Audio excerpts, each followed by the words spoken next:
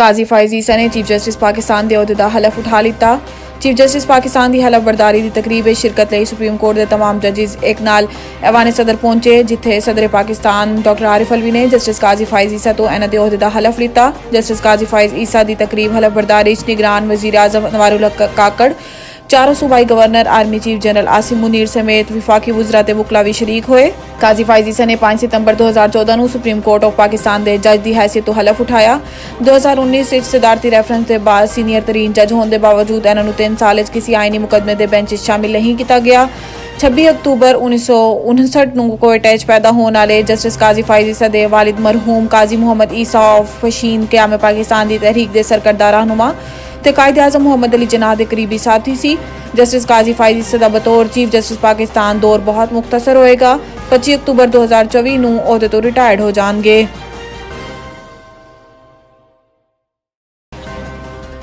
Petroleum मसनूआत की कीमतें इजाफे तो जुड़वा शहर अशिया महंगियां हो गई। जुड़वा शहर रावलपिंडी इस्लामाबाद अशिया खुरदनोश की कीमतें इजाफा होया। ओपन मार्केट आलू 82 तो 106 रुपए फी किलो फरोख्त हो रहा है।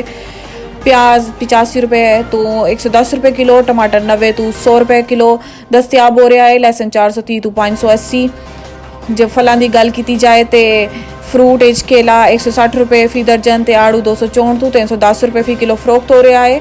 अंगूर 357 रुपए किलो, सेब 220 तो 350 रुपए, ते गोल्डन सेब 150 तो 200 रुपए किलो फरोख्त हो रहा है। जिंदा मुर्गी 380 रुपए फी किलो, जबकि फी किलो गोश्त 580 तो 600 रुपए फरोख्त हो रहा है। इतवार सहूलत बाजार रेट कदरे कम, लेकिन अशिया का मयार ठीक नहीं। शहरियों का कहना है कि महंगाई ने कमर तोड़ के रख दी है, हुकूमत को रिलीफ फराहम करना चाहिए है। लंदन विच नून लीग की बैठक, कानूनी टीम ने नवाज शरीफ को पाकिस्तान वापसी लई क्लीयरेंस दे दी। लंदन विच होने वाले अहम इजलास विच नून लीग के कायद नवाज शरीफ, साबिक वजीर आजम शहबाज शरीफ, साबिक वजीर कानून आजम नज़ीर तारड़, अमजद परवेज मलिक, अता तारड़ ते इसहाक डार शरीक हुए। आजम नज़ीर तारड़ ते अमजद परवेज मलिक ने नवाज शरीफ के इजलास के दीगर शुरका को साबिक वजीर आजम को पाकिस्तान वापसी लई कानूनी टीम ने ब्रीफिंग दी। जराए के मुताबिक कानूनी टीम ने नवाज शरीफ को पाकिस्तान वापसी लई क्लीयरेंस दे दी। कानूनी टीम का कहना है कि नवाज शरीफ को पाकिस्तान वापसी के मुकदमात कानूनी मसाइल ते कोई मुश्किलात दरपेश नहीं। नून लीग की टीम ने नवाज शरीफ की पाकिस्तान वापसी लई लाहे अमल तैयार कर लिता। ख्याल रहे कि साबिक वजीर आजम नवाज शरीफ 21 अक्तूबर को पाकिस्तान वापस पहुंचणगे ते नून लीग की जानिब तो इन्हां दा फकीदुल मिसाल इस्तकबाल करन दा ऐलान किया गया है।